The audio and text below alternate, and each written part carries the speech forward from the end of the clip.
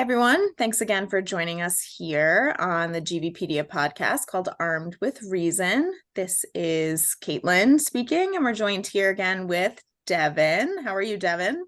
Hello, it's me again, doing pretty well. Good. So, It's here we are. I think we're on our fifth episode already, which is really exciting. And we are trying to find some really fantastic minds in the gun violence prevention movement to share any sort of unique experiences they have with research or any work that they're doing, advocacy work. So today we are really excited to be joined by Allison Jordan, who I'm going to turn it over to Devin to introduce. Thank you. Yeah, so Allison is a research associate for gun violence prevention at the Center for American Progress, and she's also a GVpedia board member. So welcome to the podcast. Great to have you on. Thanks for having me. A bit about myself. I've been working in the field for almost 5 years now. Previous to joining gun violence prevention, I worked in tribal criminal justice. So it was a pretty natural transition. Thanks for having me. Awesome. So today I think that we're going to be talking a bit about some upcoming research that you have that's all about hate crimes, as well as the intersection of gun violence with hate crimes. So I guess tell us a little bit about that, and to leap a bit forward, I guess, what exactly is a hate crime versus some other type of crime, and just go from there. Great question. So at the federal level, a hate crime refers to a crime that's committed based on the victim's perceived or actual identity. This includes race, ethnicity, religion, national origin, sexual orientation, gender identity, or disability. There are also state hate crime laws. These vary in the groups included and the breadth of protection they offer, but all of them cover hate crimes as crimes committed against race, ethnicity, and religion. It's also important to note that for something to be considered a hate crime, it actually has to be a crime.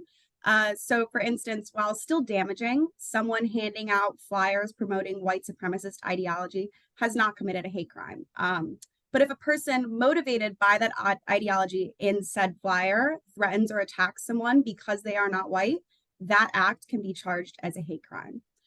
We also know that hate crimes are treated differently from other violent crimes because of their unique tendency to escalate and their uniquely devastating impact for both victims and communities, because these crimes target individuals based on perceived or actual characteristics. These crimes often result in deep psychological distress, not just for the victim, but for the members of the same group that was targeted. These send a message to groups that no matter where you are inherently vulnerable because of who you are. These crimes also have a unique tendency to escalate because they're meant to send a message. So if the original criminal act fails to elicit the desired response, the offender will then escalate their violence, usually with the use of a firearm, but also with other weapons, by breaking windows, things like that. Allison, can you tell us a little bit about what the data says about hate crimes and how reliable that data is? Yeah, so unfortunately, there is no single resource for reliable data on the number of hate crimes committed in the United States, but there are two federal resources. The first are hate crime statistics reported by the FBI. These are based on voluntary reporting from local law enforcement agencies. These agencies will send in the number of confirmed hate crimes that they receive per year. Because of that, there are some shortcomings. First is that we know that hate crimes are wildly underreported, but also that there are differing levels of participation. Some agencies in 2020, I think it was 90% of agencies that submitted data to the FBI said that they had zero hate crimes, which is statistically impossible. But it does give us a minimum estimate of the number of hate crimes in the United States. So what this does show us is that the United States is experiencing a significant spike in armed hate. So for the last 4 years, there's been a steady increase, with 2021 marking the single highest number of hate crimes reported to the FBI in a year. This is over 1,000 more hate crimes reported than in 2001, which is the second highest number or highest year on record. We're also seeing increases in hate crimes across all categories of bias. So, for instance, in 2021, we know that crimes against Asian people increased by 167%, and hate crimes against lesbian, gay, and bisexual people increased by over 50%. But again, we're seeing these increases across the board. We also know that the majority of these crimes are committed by strangers, and that hate crimes based on race and ethnicity make up the largest percent of these crimes, with sexual orientation second. So this, again, like I said, provides a minimum estimate. Where the National Crime Victimization Survey can help is really showing a more accurate look at how widespread this violence is. And that's because it relies on self-reporting, so it sort of avoids the flaws that are part of the FBI reporting. Based on these numbers, we can estimate that there were over 300,000 hate crimes committed in 2021. And we know that fewer than 4 in 100 hate crimes actually end up being reported to the FBI by law enforcement. Yeah, and one kind of data point I want to emphasize there is that most of these hate crimes are by strangers, because when you look at most other forms of violence, including gun violence, it's actually by acquaintances and people that the victim often knows. And so it's just striking that this is the one area where, like, it's actually the reverse now. And one of the things I kind of wanted to go into is, so recently I had the great displeasure of reading the Turner Diaries. For those who aren't familiar with the book, it was written by an avowed white supremacist and actual Nazi back in the 1970s, and has really been seen almost like a Bible for the extreme fringe right and kind of militia style movement. And unfortunately, it's had a major impact on many attacks. For example, the Oklahoma City bombing was inspired by the Turner Diaries. The Buffalo shooter references stuff that comes directly from the book, and it looks looking like the Jacksonville shooter kind of did as well. And one of the kind of harrowing things in the book is that the very initial aspect of this just really bad plot line is the federal government establishing strict gun laws. And you have multiple shooters now talking about how they want their shooting to inspire an overreaction on gun laws so they can start what they see as this race war. And I was just struck at how intertwined basically the gun violence aspect was, along with just this pure hatred that's spewing forth in these pages. And so that's kind of a long-winded way of saying up the question of what has your research found about the intersection of guns and hate crimes? Yeah, so guns play a really important role in escalating hate-motivated violence against protected communities. So time and time again, we've seen firearms that are legally purchased by hate-motivated offenders used to commit mass acts of violence. And even in cases where, physical harm was not caused, guns have been used to intimidate, threaten, and add credibility to a threat. So they really are a big part of how hate crimes can become so deadly, but also because the presence of a gun alone is enough to cause serious harm without ever needing to pull the trigger. So right now we can estimate that over 28 hate crimes, are committed with the use of a gun in the United States per day.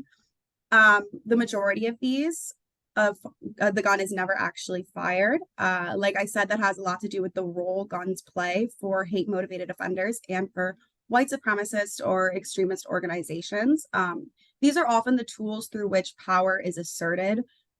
They're used to send a message, whether it's, you shouldn't apply for this job, you shouldn't be in this neighborhood, and if you don't follow or heed my warning, there will be very real consequences.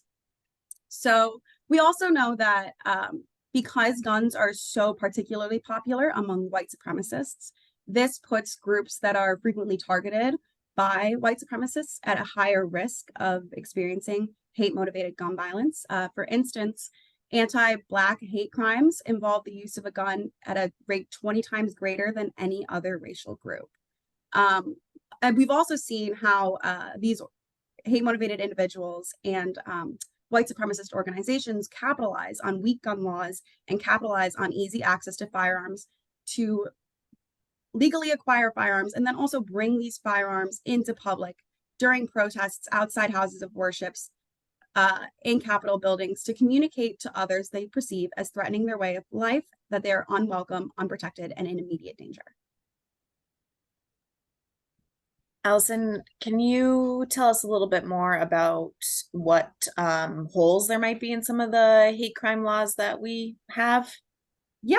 So in addition to federal statutes, 46 states have their own hate crime laws. And like I said earlier, these laws vary in the groups that are protected and the level of protection offered. So for instance, while every state considers race, ethnicity, and religion part of their hate crime statutes, sexual orientation and gender identity is often not included, which creates a significant gap in protection. We also know that these hate crime laws are often applied after the fact as sentence enhancements. So what that means is after a violent crime is committed, if evidence shows that that crime was motivated by hate, additional penalties can be applied to that individual. While this helps hold people accountable, it fails to proactively prevent violence. We also know that the only crimes that automatically trigger a firearm prohibition are felony level offenses and state crime misdemeanors punishable by more than 2 years. This makes sentence length the determining factor in whether or not someone's able to access a firearm, which we know that many times guns are used or displayed but not actually fired, which can often result in shorter sentences for hate-motivated individuals. That creates a situation where an individual with a demonstrated history of using firearms against communities based on hate can still go legally purchase a firearm because their sentence was too short to actually trigger a firearm restriction. So in at least 28 states, someone convicted of a violent hate crime can still legally purchase a firearm. One of the biggest ways we can address this shortcoming is actually looking at the risk factors associated with a previous hate crime conviction and say, well, we know that these crimes have a unique tendency to escalate. Therefore, we should prevent people with a demonstrated history of violence against communities from purchasing firearms in the first place. This is a really basic concept. It's also something that has legal precedent. Courts and policymakers have continually upheld and pushed for laws that restrict firearm access when there is an escalated or an elevated risk of violence. Because we know that firearms make hate crimes that much more deadly and are routinely used by hate-motivated individuals to terrorize others, we should bar access, right? Somebody with an elevated risk of violence towards others should not be able to access a firearm. Yeah, and to kind of add on to that, I'm curious what specific policies are best at kind of addressing these holes that we already have. And then kind of as an add-on that came up when you were talking is that for many of the mass shootings we've seen, there's often a domestic violence element to it beforehand. Mm-hmm. And I was just curious whether you had seen any data on like whether people who are committing these hate crimes, if there is a link to domestic violence as well, because I would imagine particularly with gender identity, there would be some sort of link there. But I was just curious about that overall. I personally have not come across any data looking at the overlap between those two things. I'm sure it exists. I haven't really looked into that. But to answer your other question, there are a couple ways that we can sort of address this crisis proactively. The first is by passing a federal law that bars individuals convicted of hate crime misdemeanors from ever purchasing firearms. This stops the cycle of violence at a very critical point. In addition to that, extreme risk protection orders are one of the ways that we can really interrupt violence when an individual is displaying that they are a threat to themselves or others. And many states have passed these laws, but there are still some that have not. And should, especially because there is now funding through the Bipartisan Safer Communities Act to help implement and support extreme risk protection orders. Awesome. And to kind of start to wrap up here, and this is kind of a question we always ask is, so what are some of the biggest myths and pieces of disinformation that you've encountered on this topic? Like some of the things I've seen before is where like you'll have somebody like the Buffalo shooter who's obviously motivated by racial resentment and hatred and has like literal pages of the Turner Diaries like copy and pasted into their manifesto. But like you'll have people on the far right, such as John Lott, say like, oh, they're actually motivated by concerns about the environment and they're actually eco-terrorists here, where they just ignore like 90 to 95% of what these people are writing. And so like I've seen some sort of obfuscation around the edges, but I'm just curious if there's any like deeper myths that you've seen. Yeah, well, one of the main things we see is pushback that argues hate crime laws violate First Amendment rights. This is completely untrue. In order for a hate crime law to even be applied, a crime needs to take place. So something like, posting white supremacist ideology or distributing flyers, like I said earlier, while damaging, is not a hate crime, and a hate crime law does not violate First Amendment rights. The other thing that really is fueling misinformation around this topic is the lack of reliable data. So like I said, while we have information that allows us to see minimum estimates, we don't really have a complete picture of the number of hate crimes that are committed in the United States each year. So improving data reporting, data collection skills, that's all going to be a really important part of addressing this crisis. Yeah, and one of the other things I had seen as well was actually a 2009 study of gun shows by Dr. Garen Wintemute, who visited like something like 40 or so, it might have been even more, gun shows across the country, and was just taking pictures of what he saw. And you'd see all sorts of like neo-Confederate type stuff, like actual Nazi memorabilia, and all these like fringe right things. And like at those gun shows, they would have every right to display those products, like the display of those products and even selling those products, not a crime. But if somebody took the next steps in that sort of ideology and decided to act on that hate, that's where it becomes a crime, and that's where it becomes necessary to make sure that person doesn't have access to firearms. Exactly. And Allison, I think something that you said was really important when you're talking about data collecting is this, one of the main points of a hate crime is to make others who identify in that community feel vulnerable. And that's not something that you can quantify necessarily, right? And that's something that we would come to be more intimate with and know more details on based on qualitative methods, I would assume. So is there any way we go about measuring like the true impact on like a socio-emotional sort of scale when these crimes occur? That's a great question. Honestly, I don't have a single answer for that. We know that after hate crimes occur, members of the community that was targeted often express feelings of, vulnerability, feeling unprotected, feeling unsafe, and that also contributes to like depriving groups of safe spaces. Safe spaces are really historically important, especially for marginalized communities. And when a hate crime occurs, it kind of signals to these communities that your safe space is no longer safe. But in capturing the widespread emotional impact of these crimes. I'm not really sure. I think that, we need to do more research on the aftermath and the psychological impacts that are associated, not just for the individual victim, but for the communities in general. I think it would also be really interesting to look at, how maybe participation in certain things decreases. So, for example, in Eugene, Oregon, a hate-motivated individual targeting a Catholic church escalated his behavior from spraying door handles with pepper spray, or like using pepper spray to spray it through the slots in the doors, and harassing parishioners outside of the church, to leaving hollow point bullets in the church's office with a note saying he was going to put Eugene on the map.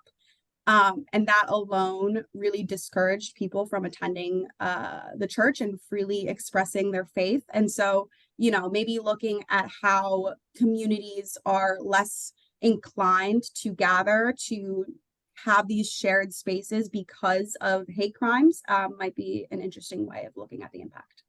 Yeah, and just to kind of jump into there, like a further thought is, like, whenever these hate crimes are occurring, it does unfortunately motivate people in those communities to purchase firearms, because they tend to feel like, well, what else am I supposed to do if I'm not safe here?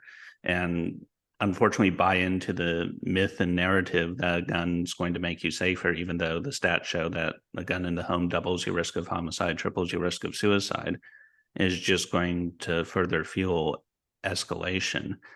And it's also kind of harrowing to think that there's a lot of the intimidation that is unfortunately protected by law to a degree, to where, like in Oklahoma, it wasn't a hate crime, or it wasn't motivated by necessarily hate for any sort of group, but there was a guy that had his AR-15 out and was patrolling around the baseball fields I used to play baseball on when I was like 8, 9, or 10. And multiple parents were calling in like, hey, there's a guy with an AR-15 here. Like, what are the police going to do? And they couldn't really do anything because he was open carrying in a public area. And I do feel that, unfortunately, particularly with open carry and displaying long guns like that, it's a way to intimidate others, or at least provide camouflage to those who wish to intimidate others, and just say like, oh, I'm just embracing my Second Amendment and First Amendment rights to walk in a public area with this gun, even though the clear message is that I'm ready to shoot somebody if they cross me. Absolutely. And we've seen how guns in these spaces really increase the risk of violence. Like, we know that the use of guns during protests increase the risk that on-site violence will occur by 6-fold. So, and we've seen the consequences, whether it's from the Unite the Right rally in Charlottesville, Virginia, to, other, like Kyle Rittenhouse, right? Yeah. We see how guns at the site of protests, openly carried outside of Capitol buildings, houses of worship, again, are used to not just intimidate others, but really can result in significant harm. Well, Allison, thank you for your time here. And I'm actually really intrigued by something you said in your opening. So maybe we can have you back on the podcast to talk about tribal communities. Obviously, this is something, gun violence impacts tribal communities in a huge way. And it's something that I don't think we talk about nearly enough. So maybe we can snag you in the future to go into a little more detail on that. But we really appreciate you being here and talking to us about hate crimes. It's something that is really important, and sometimes we don't really pay attention to it until something bad happens. And the more we know beforehand, hopefully the better a society we can all be for one another. Yeah, well, thank you for having me. Thank you so much for being here, and also for agreeing to be part of GVPD's board. So Yes. Double thank you. Yes, and Allison has published with us on our Substack before, so feel free to go on the Substack page and check out what she wrote as well. So yeah, about auto sears and the rise of basically and stay machine tuned guns. For our upcoming piece on armed hate. Definitely. Perfect. Thank you. Thank you. Bye, Allison. Bye.